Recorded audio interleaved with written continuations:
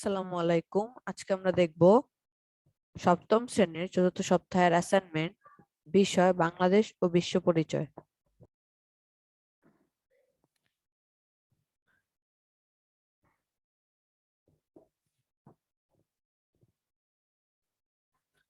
তো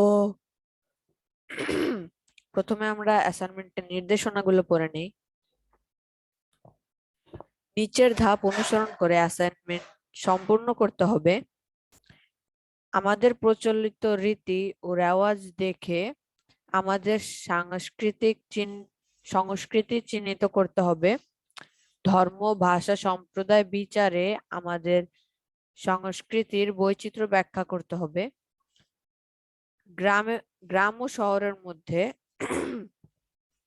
সাংস্কৃতিক ভিন্নতা ব্যাখ্যা করতে হবে। সাংস্কৃতিক বৈচিত্র্য ব্যাখ্যা করতে হবে। গ্রাম ও শহরের মধ্যে সাংস্কৃতিক ভিন্নতা ব্যাখ্যা করতে হবে। বাঙালি ও ক্ষুদ্র নৃগোষ্ঠীর সাংস্কৃতিক জীবনের ধারার মধ্য হতে কমপক্ষে 4টি ভিন্নতা নির্ধারণ করে প্রমাণ করতে হবে যে এদের মধ্যে সাংস্কৃতিক ভিন্নতা রয়েছে। অ্যাসাইনমেন্টের শিরোনাম বাংলাদেশের সাংস্কৃতিক বৈচিত্র্য।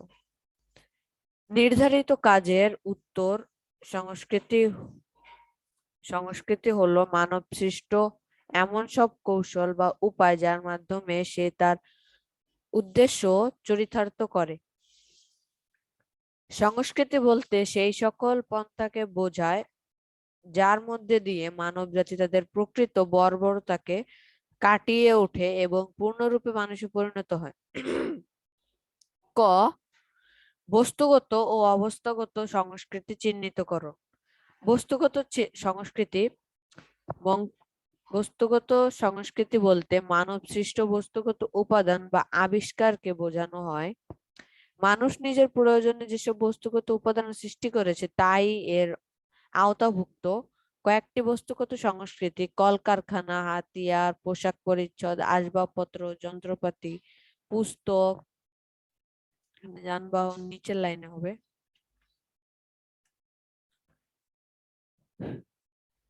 তৈজসপত্র, বাড়িঘর, রান্নার পাত্র ইত্যাদি। অবস্থাগত সংস্কৃতি মানব সৃষ্ট অবস্থাগত উপাদানকে বোঝানো হয়। আইন, ভাষা, বিশ্বাস সৃষ্ট অবস্থাগত উপাদানকে মূল্যবোধ, সঙ্গীত, সাহিত্য, শিল্পকলা এটি অবস্থাগত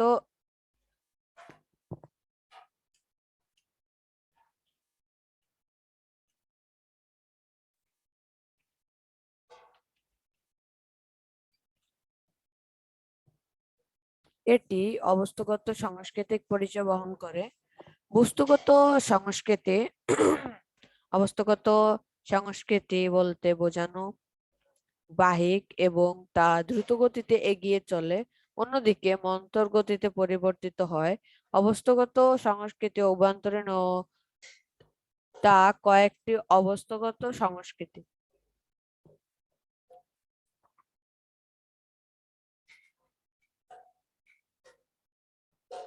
নৃত্য, সঙ্গীত, প্রবাদ, শিক্ষা, দক্ষতা, ভাষা, ধাঁধা, সাহিত্য। খ, সাংস্কৃতিক ভিন্নতা চিহ্নিতকরণ। বাংলাদেশ একটি সুন্দর দেশ, প্রাকৃতিক বৈচিত্র্যে ভরপুর আমাদের এই বাংলাদেশ। আমাদের সাংস্কৃতিক ভিন্নতায় ধর্ম, ভাষা ও সম্প্রদায়ের অনেক ভূমিকা রয়েছে। বাংলাদেশের সাংস্কৃতিক অঙ্গনকে অত্যন্ত স্বাচ্ছন্দ্যময় এবং বৈচিত্র্যময় করে তুলেছে এই কয়েকটি নিয়ামক। সাংস্কৃতিক ভিন্নতায় ধর্ম ও সম্প্রদায়। ধর্ম মানুষের ব্যক্তি ও সমাজ জীবনে খুবই বড় ভূমিকা পালন করে। একসময় দেশের অধিকাংশ মানুষ ছিল প্রকৃতি পূজারী। ব্রাহ্মণ ধর্ম প্রচারিত হওয়ার পর প্রচলিত পুরনো দেবদেবীর কিছু থেকে গেল কিছু যুক্ত হলো নতুন করে, সাথে যুক্ত হলেও সংস্কৃত ভাষার আশ্চর্যের নানা বৈদিক মন্ত্র, ধর্মগ্রন্থ। লেহ সংস্কৃত হয় সুফি সাধকের প্রধানত এদেশে ইসলাম প্রচার করেছেন। সুফি সাধকরা প্রধানত এদেশে ইসলাম প্রচার করেছেন। বাংলাদেশের অন্যান্য ধর্মের অনুসারীদের মধ্যে বৌদ্ধ ও খ্রিস্টান ধর্মের লোক রয়েছে। এক সম্প্রদায়ের অনুষ্ঠানে অন্যান্য সম্প্রদায়ের মানুষ ও আমন্ত্রিত হয়। অনেক অনেক ধর্মীয় পার্থক্যকে অতিক্রম করে মানবিক মূল্যবোধের দ্বারা সব ধর্ম, ভাষা ও পেশার মানুষ শান্তিতে সম্প্রীতিতে বাস করতে পারে। সাংস্কৃতিক ভিন্নতায় ভাষা। বাংলাদেশের অধিকাংশ মানুষ বাংলা ভাষায় কথা বলে। এর বাইরেও বাংলাদেশে কিছু সংখ্যক আদিবাসী আছেন যাদের ভাষা বাংলা নয়। ক্ষুদ্র নৃজাতি গোষ্ঠীর মানুষদের এই শ্রেণীর অন্তর্ভুক্ত যাদের ভিন্ন ভিন্ন ভাষা রয়েছে। এদেশের মানুষের প্রধান ভাষা বাংলা হলেও এ ভাষার মধ্যে দিনে দিনে অনেক ভাষার মিশ্রণ ঘটেছে। এভাবে ভাষার দিক থেকেও এ দেশের সংস্কৃতির ভিন্নতা দেখা যায়।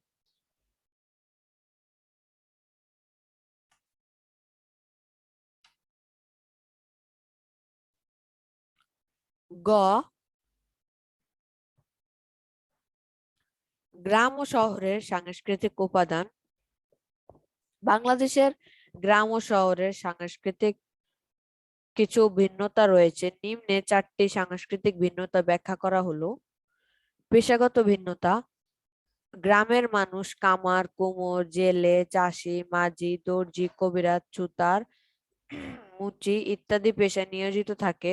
অপরদিকে শহরের বেশিরভাগ মানুষ চাকরি, দোকানদারি, হকারি, ব্যবসা, শিক্ষকতা, ডাক্তারি।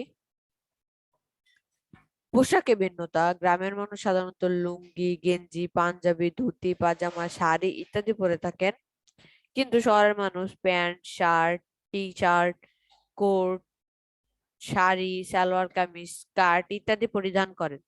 দেখা যায় বাংলাদেশের গ্রামে ও শহরের পোশাকের অনেক সাংস্কৃতিক ভিন্নতা রয়েছে। খাদ্যভাসী ভিন্নতা।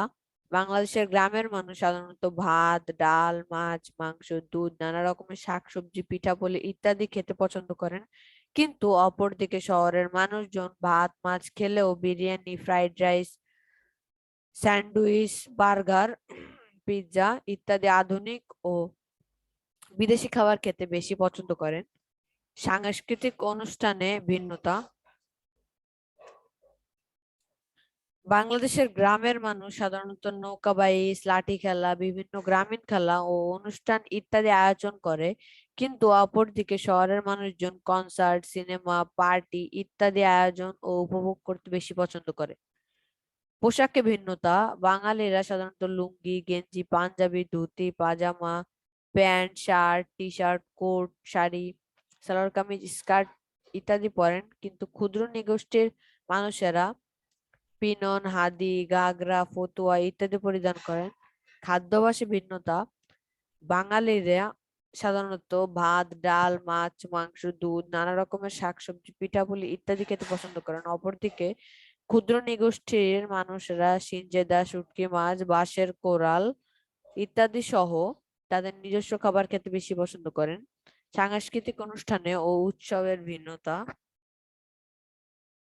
বাঙালিরা সাধারণত গায়ে হলুদ, পার্টি, কনসার্ট, মাহফিল, নববর্ষ ইত্যাদি আয়োজন করে, কিন্তু অপরদিকে ক্ষুদ্র নৃগোষ্ঠীর মানুষেরা তাদের নিজস্ব উৎসব পালনের অনুষ্ঠানের আয়োজন করে থাকেন, যেমন বৈশাখী।